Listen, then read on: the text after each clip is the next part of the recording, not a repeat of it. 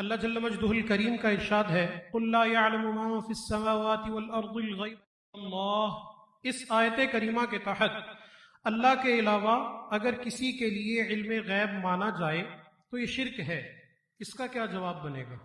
اگر علم غیب دلیل الوہیت ہے تو پھر ہر انسان کو الہ ہونا چاہیے کہ علم بالغیب کے بغیر کوئی مومن نہیں ہوتا، اور علم کے بغیر ایمان ناممکن ہے۔ اور جو فرشتے ہیں کاتب الہی ہیں، جنت ہے، دوزخ ہے، قیامت ہے، میں جانتا ہوں تب ایمان لاؤں گا، مجھے میرے نبی نے بتایا، وہ میں نے دیکھی نہیں، وہ غیب ہے۔